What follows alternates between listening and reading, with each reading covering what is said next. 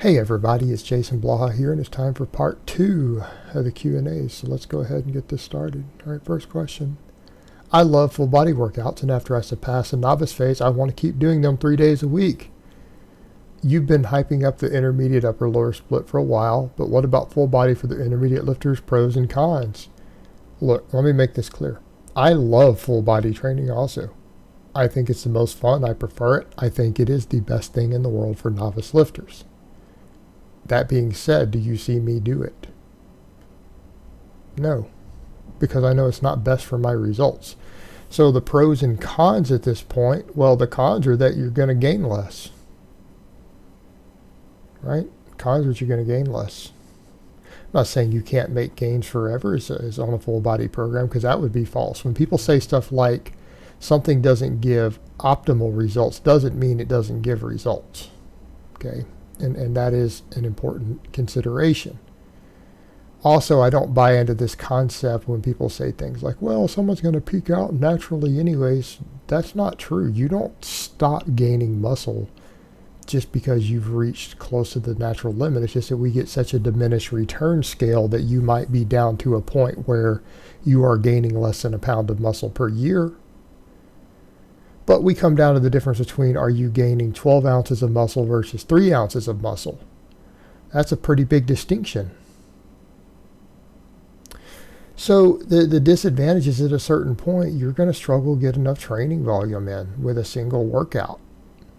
Right? You're going to struggle to get enough training volume. It's not just about weekly volume. It does get into individual volume per session. You're going to struggle to periodize your training ideally. I'm not saying there's anything wrong with it. Look, if you're happy with that, there's no reason you can't just keep making gains on a 3-day-a-week full body program. You can do that the rest of your life. But we come over to the point of, is it going to give you optimal gains from a programming perspective? And I don't think that it will. I think I'm training optimally right now, right? Look at the way that I train. I believe that I'm training optimally. And if not, then it's pretty close. It's pretty close. And we can always improve everything, but because we adjust it on a weekly basis, I don't get caught up in the context of here's what I think would be the funnest to do. I get caught up into the context of what is going to give me the best results towards my goals moving forward. What is going to give me the best results if I do it this week, this session, this training phase, this set of wave loading. And that's a different mentality. So the pros and cons, let's instead of looking at the pros and cons, let's step back and look at the mindset difference. That's the only question, is the difference in the mindset. Doing what you enjoy and just being consistent will continue to get you gains indefinitely. There's a difference between having that mindset and saying what is going to give me the best possible outcome. What is going to give me the best possible outcome? But the question also becomes in the context of what? The context of your lifestyle. That matters. Or in case of me, I adjust my lifestyle based around that. Now, I will be the first to admit, even though I don't put it on the internet, no one needs to know my personal life. Does my personal life still affect what I do in certain phases of my training? Of course it does. But I would say 90% of the time. In fact, I'm not even going to say generally, I'm going to say exactly 90% of the time, right? My lifestyle revolves around being perfect for my training. The other 10%, because I have certain other things going on in my life, the other 10%, my training has to be adjusted for that lifestyle, okay? But that being said, that's the way to look at it. That's the way that you need to look at it. Instead of pros and cons of that, you need to be looking at optimal versus not optimal versus just what you enjoy. Nothing wrong with what you're doing. It's just not going to be optimal if you are trying to squeeze out the best possible. And I would say for most people, and this is what I believe, a conjugate type system is going to give people the best overall results for strength, power, athleticism as a baseline template that you fine tune. All right, next question. G'day, mate. Studies show that protein synthesis lasts from 28 to 48 hours. If I am doing an upper-lower split, I hit those muscles every 72 hours. You stated that it's possible to restart protein synthesis quite easily. How little do you actually have to do? Can it be done at the end of the upper-lower session, or in reality that extra 24 hours won't make much of a difference? Thanks. Good question. Okay. You're also under the assumption that for more advanced lifters that you literally have to be growing 24 hours a day, 7 days a week. That's probably unrealistic without hefty doses of anabolics. And let me go back over and state that. Those would need to be progressively loaded also.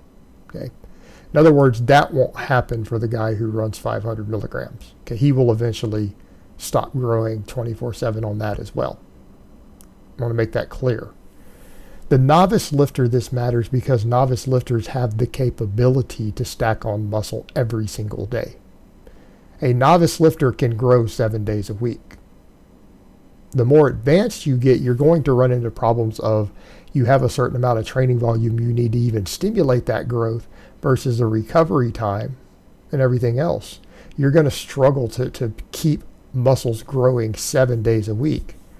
And that twice a week, if you can get the 48 hours of uptime following it, that's good. But you need to understand it's not even 48 hours.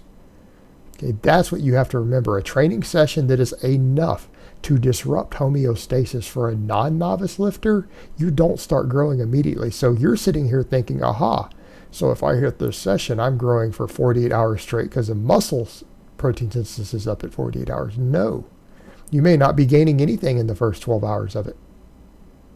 You might be losing muscle in the first 12 hours of it. That's not 36 hours of growth. If you're losing muscle the first 12 hours because you're still breaking it down, right, before the upswing, that's not 48 hours of growth. You see the problem there? Because when we start getting to the thresholds you need to really push muscle growth, to really disrupt homeostasis as, say, an advanced lifter or even a late intermediate, you're going to go through a phase post-training where you are continuing to break down muscle proteins, right? There, you're losing muscle proteins during that window. And it's not tearing down mechanically like these people are talking about. It's a chemical cleaving. You're in a catabolic state. And then your body super compensates the other direction on the recovery side.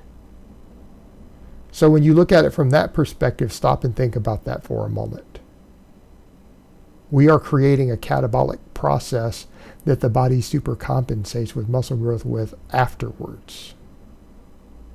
The recovery window matters. Okay, the recovery window matters. Now, if we want to talk about resparking a little bit of it, Metcon work. So when we talk about restarting it, why do you think all these advanced athletes do Metcon work? Why do you think I do it? Okay, so in my case, let's say I do Metcon work Wednesday, Sunday, Saturday, right? Which I do. But even if I just wanted to do it on 2 of the days, all right, I have a upper body day Monday and Thursday, and I have a lower body day Tuesday and Friday. If I'm done growing at 48 hours and I come in and do a little bit of Metcon on Wednesday, and it's just enough, because again, my chin-ups and other things to re-stimulate some of the upper body, some of the lower body, I re-spark that growth a little bit, right? We might give a little bit of extra muscle growth, re-sparking some of the protein synthesis from and reinforcing the previous training. Okay, that's what we're dealing with. That's what I mean by it. 5 sets of chin-ups not to failure might be enough to re-stimulate the upper body, right? Your Metcon work, your conditioning work. If it's strength-based, this is why it's more valuable than silly, goofy-ass list cardio. It's why it works. Not by itself, it's not that great. That's all you did. Combination of a strength program, though. So you have to put all this into context with your question. You're being very reductionist when we start thinking in those terms, and that's fine, because that level of reductionist works phenomenally well for the novice lifter. Right? It works phenomenally well. Novice lifters who don't get jacked and finish their noob gains in the first year.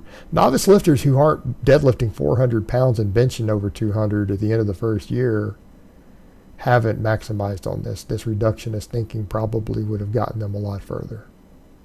Problem is, it's no longer going to work in the context of more advanced lifters.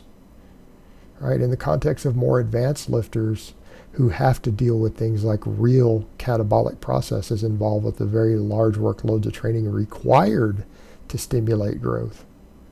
The whole thing goes out the window at that point. Because if you're spending 12 hours losing muscle after every workout, you're sure as hell not gaining muscle for the whole 48 hours of the uptime. That's just the window in which the growth end of it is accelerated through. So if you go to too much frequency with enough to disrupt it, the net result could be no muscle growth at all. It's why when people say, well, I'm going to do an upper-lower 6 days a week, right? An upper-lower 6 days a week with maximum recoverable volume. I mean, you see how that could be an issue? You might end up gaining less muscle than had you just done the upper-lower with optimal volumes. Different way to look at it. All right, guys, well, that's really all I have to say on that today. I hope it's been informative, and I will talk to you guys next time.